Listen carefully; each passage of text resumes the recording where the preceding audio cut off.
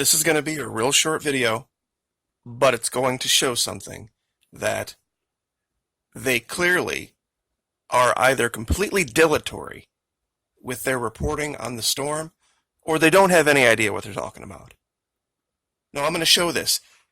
Just a little while ago, just a couple hours ago, I put up a video. Local time here in Northeastern. Pardon me for that. Let's start this again. I announced the time right when I post it, and you can see where the eye wall is. It's directly across from Melbourne, Florida, and they even reported at that time 45 miles north of Freeport. Okay, Melbourne, Florida. I'm going to play this. About 7:30 p.m. local time here in Northeastern Florida on the 3rd of September. Okay, do you see where, and this is from CNN Storm Tracker. Okay, and they're reporting the same data as Fox and everyone else. Straight across from Melbourne, 7:30. I'm looking at the clock right now. It is 11:20. It is not quite 4 hours later. Now, here's the current storm track.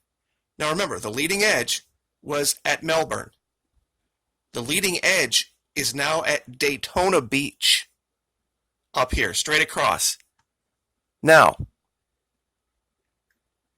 from Melbourne, Florida to Daytona Beach is 81.39 miles in less than 4 hours. That's over 20 miles an hour northward movement. That's not even close to what they're saying. And I'm going to zoom this out a little bit just so you can see this. Right across the top, Category 2, 110 mile an hour winds, north-northwest at 6 miles an hour, 130 mile an hour winds, gusts apparently, 959 millibars pressure. And that's the most current update. What you're looking at right here, I'll scroll up a little bit. Updated 11 p.m. Tuesday, September 3, 2019. There's all of your info. North-northwest at 6. And at 7:30, I even announced the time I put the video up. The leading edge, you can see right here, is Melbourne. This thing's moving at over 20 miles an hour northward, and they're saying it's moving at 6.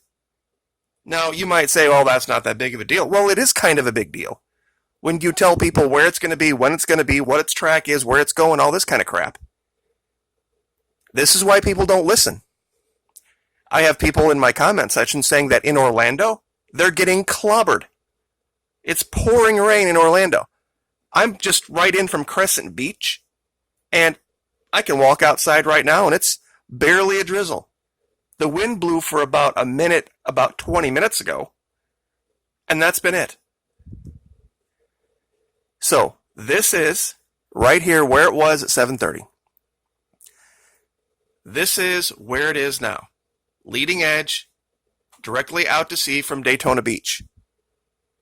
And I'll zoom this in so you can see it.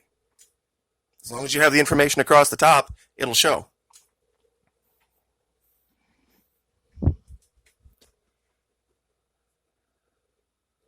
I mean, even if you're off by 10% here, that's still 4 times as fast as what they're saying.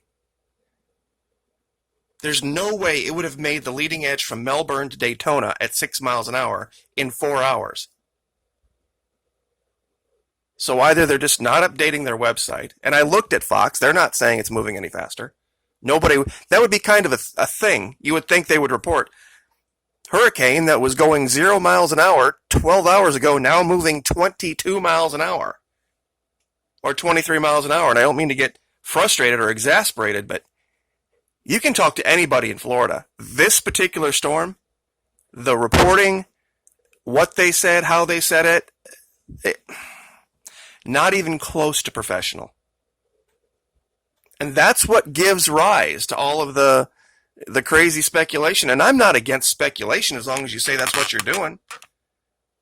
And when they're this far off,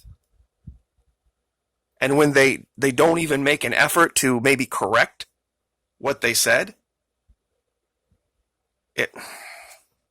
I guess I'll just leave it there. Like, share, subscribe.